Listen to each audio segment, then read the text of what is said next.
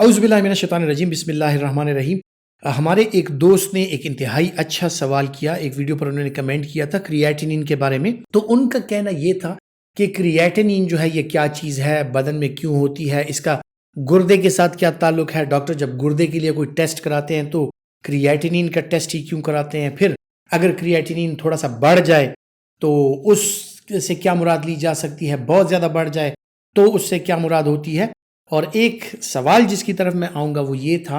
ایک ساتھی نے سوال کیا تھا کہ اگر کریاٹینین بڑھ جائے تو اس کا مطلب تو یہ ہے کہ یا ڈی ہائیڈریشن ہے یا گردے جو ہیں وہ کمزور ہو گئے ہیں، لیکن اگر کریاٹینین کم ہو جائے تو اس کا کیا مطلب ہے کہ گردے نے سپر انداز سے کام شروع کر لیا یا گردے کی کارکردگی جو ہے وہ اپنی حد سے تجاوز کر گئی ہے کہ کریاٹینین جو ہے وہ کم ہو گیا ہے۔ نارمل جو ایک وہ ہوتی رینج ہوتی ہے کریاٹینین کی، وہ 0.6 سے لے کے 1 یا کچھ لیبز میں 1.2 یا 1.3 تک اس کی ایک رینج ہوتی ہے جس میں آپ کا کریاٹینین جو ہے اس کو میئر کیا جاتا ہے اور آپ کو رپورٹ دی جاتی ہے کہ آپ کی باڈی کا سیرم کریاٹینین جو ہے اس کی ویلیو کیا ہے۔ اب بعض اوقات رینج سے تھوڑا سا اوپر یا تھوڑا سا نیچے اس میں اپس اینڈ ڈاؤنز آ سکتی ہیں، لیکن سب سے پہلے کریاٹینین کے بارے میں جان لیجئے کہ یہ ہے کیا چیز، ہم کیوں اس کو دیکھتے ہیں اور گردے کے ساتھ اس کا کیا تعلق ہے۔ جب بھی ہم کوئی پروٹینز لیتے ہیں، جب وہ باڈی میں جاتی ہیں، وہ پروٹینز جو ہے امینو ایسڈ میں کنورٹ ہوتی ہیں، اس کے میٹابولائٹس بنتے ہیں اور یہ پروٹین جو ہے مختلف قسم کی چیزوں میں گلوکوز کے ساتھ یا فیٹس کے ساتھ ان میں ملایا جاتا ہے، ان میں مل جاتا ہے اور اس کے ساتھ گلائکو پروٹینز یا لپو پروٹینز اس طرح کی چیزیں بنتی ہیں جو آپ کی فزیکل سٹرکچر ہے، جس میں آپ کے ناخن، آپ کے بال، آپ کی سکن، ان کی انٹیگریٹی کے لیے بھی آپ کو پروٹینز چاہیے جو سٹرکچرل پروٹینز ہوتی ہیں۔ اور اس کے علاوہ مختلف قسم کے امینو ایسڈز بنانے کے لیے بھی آپ کو پروٹینز درکار ہوتی ہیں جن سے آپ کے مختلف امینو ایسڈز بنتے ہیں، جو کہ آپ کے سیلز جب بنتے ہیں، خلیے جب بنتے ہیں، ان کا بھی ایک انٹیگرل پارٹ ہے اور جو میٹابولزم ان میں ہو رہی ہے ان کا بھی ایک بڑا اہم جزء ہے۔ تو اس کی وجہ سے جو آپ کا میٹابولک ریٹ ہے وہ متعین ہوتا ہے اور انہی پروٹین سے آپ کو انرجی بھی ملتی ہے، انہی پروٹین سے آپ کا سٹرکچر بھی بنتا ہے، انہی پروٹین سے آپ کے ہارمونز بھی بنتے ہیں اور انہی پروٹین سے جو ہے تو مختلف قسم کے جو اور چیزیں ہوتی ہیں، انزائمز وغیرہ، وہ بھی بنتی ہیں اور آپ کا ایک نارمل لائف سائیکل جو ہے وہ چل رہا ہوتا ہے۔ اب جب بھی کہیں پر میٹابولزم ہو رہی ہوتی ہے تو وہاں پہ ڈیفینیٹلی کچھ چیزوں کا بریک ڈاؤن ہوتا ہے، کچھ چیزیں بنتی ہیں، اب اس میں سے کوئی فاضل مواد رہ جاتے ہیں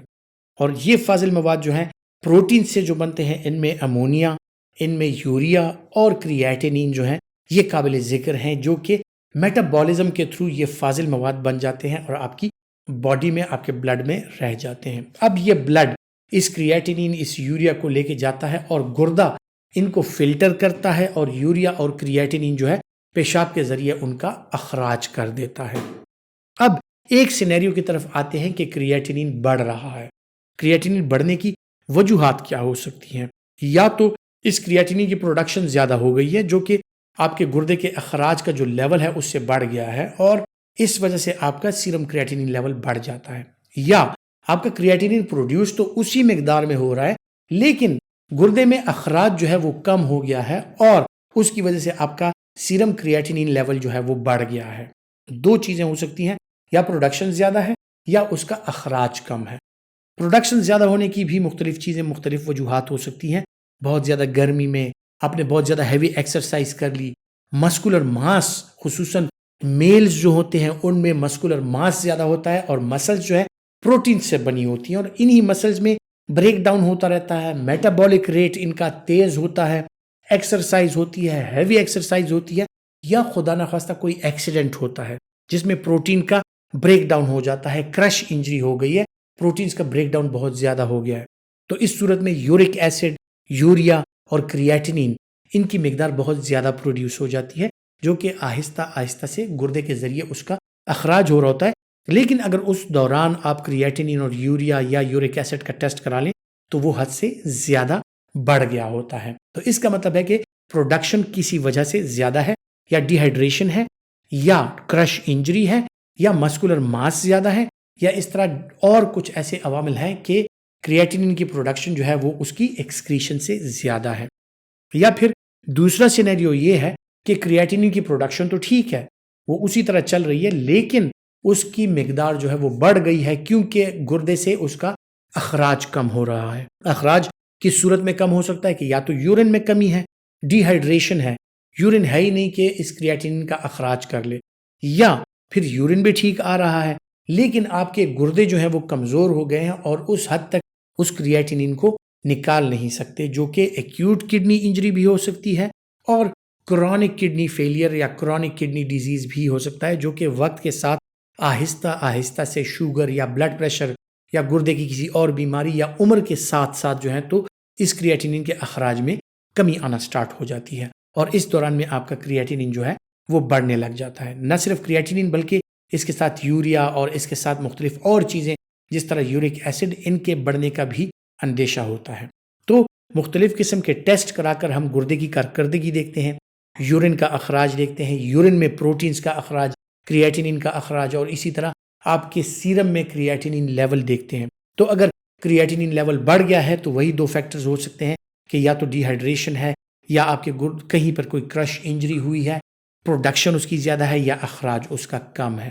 زیادہ تر مواقع پہ اس کا اخراج کم ہوتا ہے، کرونک کڈنی ڈیزیز ہوتا ہے، تو اس کی وجہ سے کریاٹینین لیول جو ہے وہ بڑھ جاتا ہے۔ اب کریاٹینین لیول کو کم کیسے کیا جائے، اس کا جو ہے نارمل پہ کیسے لایا جائے، اس کے لیے یہ ٹاپک انشاءاللہ جاری رہے گا، میں اس پر بات کرتا رہوں گا۔ کسی اور ویڈیو میں آپ کو بتاؤں گا کہ کریاٹینین جب بڑھ جائے تو ہمارے فردر سٹیپس کیا ہوتے ہیں، ہم کیا کرتے ہیں۔ لیکن اس دوست کا سوال کہ کریاٹینین کم کیوں ہوتا ہے، تو کریاٹینین جس طرح میں نے آپ کو کہا کہ مسکولر ماس اس کے لیے چاہیے ہوتا ہے، مسل ماس سے آپ کا کریاٹینین بن کے آتا ہے، تو جن لوگوں میں مسکولر ماس کم ہو، خصوصاً خواتین میں، جو بزرگ افراد ہوتے ہیں، جو کمزور ہوتے ہیں، جو لاغر ہوتے ہیں، ان میں کریاٹینین کی پروڈکشن چونکہ کم ہوتی ہے تو ان کا کریاٹینین جو نارمل ویلیو ہے اس سے تھوڑا کم ہو سکتا ہے۔ اسی طرح پھر بچوں میں اگر ان میں مسکولر ماس کم ہے،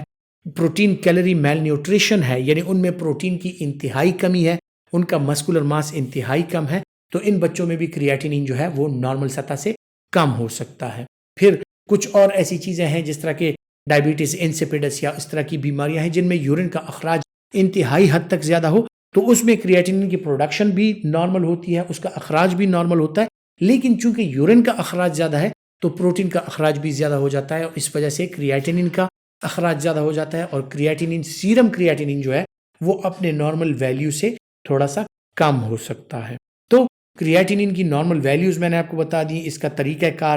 اور یہ کیسے پروڈیوس ہوتا ہے۔ اگلی ویڈیو میں انشاءاللہ ہم بات کریں گے کہ کریاٹینین اگر بڑھ جائے تو اس کا علاج کیسے ممکن ہے اور اس کو کس طریقے سے ٹیکل کیا جانا چاہیے۔ خواتین حضرات، امید کرتا ہوں کہ ہیلتھ ٹپس کے حوالے سے جو معلومات میں آپ کے ساتھ شیئر کرتا ہوں وہ آپ کے لیے فائدہ مند ثابت ہوں گی، اور اگر آپ سمجھتے ہیں کہ فائدہ مند ہے تو یہ ویڈیو لائک کیجئے اور زیادہ سے زیادہ شیئر کیجئے۔ اپنا بہت سا خیال رکھیے گا۔ اللہ حافظ۔